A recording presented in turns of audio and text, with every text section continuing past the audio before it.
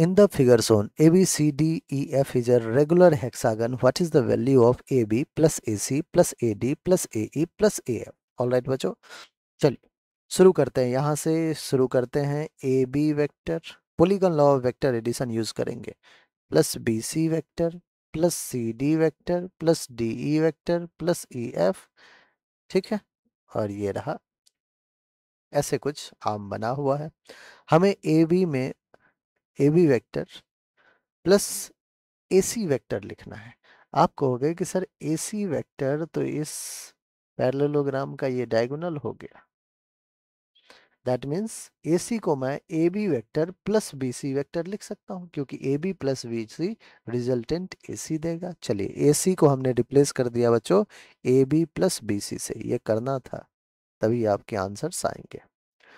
Plus का अब AD को लिखते हैं। आप कहोगे कि सर AD लिखना तो बड़ा आसान है, AB vector plus BC vector plus CD vector, तो हमारा ये AD वेक्टर बन जाएगा। Polygon law of vector addition, AB vector plus BC vector plus CD vector comes out to be AD vector.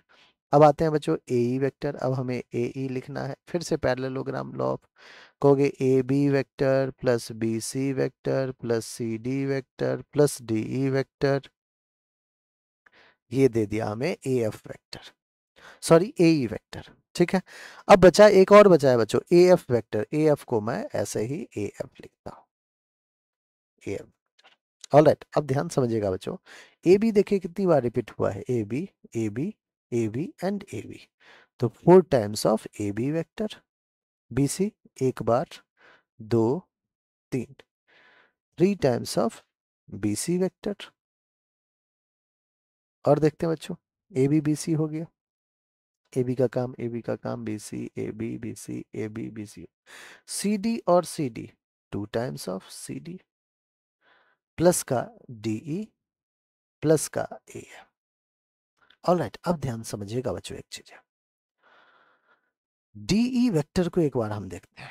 DE vector कहाँ गया कहाँ गया, ये रहा, यहाँ पे थोड़ा सा बच्चों आइए, अब क्लीन है बिल्कुल।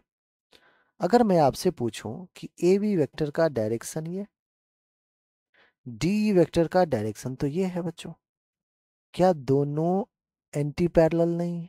बिल्कुल है, मैग्नीट्यूड सेम है, डायरेक्शन भी अपोजिट। तो क्या मैं बच्चों लिख नहीं सकता हूं कि AB vector is equal to minus का DE वेक्टर, या फिर DE वेक्टर इज माइनस का AB?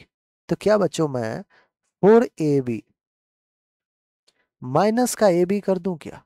करना पड़ेगा, क्योंकि DE जो है वो माइनस का AB है, तो 4AB पे से एक माइनस AB कर दिया, प्लस का बच्चों 3DC 3DC, और इनफैक्ट बच्चों DC ना लिख के CD लिखिए, है ना। एक मिनट, 4AB प्लस 3BC था ये बच्चों 3BC वेक्टर था, ठीक है ना, वो मिस वो हो गया था। CD बिल्कुल सही है। D का काम देखिए बच्चों हो चुका है, D माइनस AB था, तो हमने 4AB में से एक AB माइनस कर दिया, ये बच्चों हमारा 3 टाइम्स ऑफ BC वेक्टर है। अब आइए बच्चों 2CD और AF के बीच में कुछ रिलेशन है क्या, देखते हैं। AF इज दिस वेक्टर, ये वेक्टर जो है बच्चों वो AF, और ये वेक्टर क्या है बच्चों, CD है।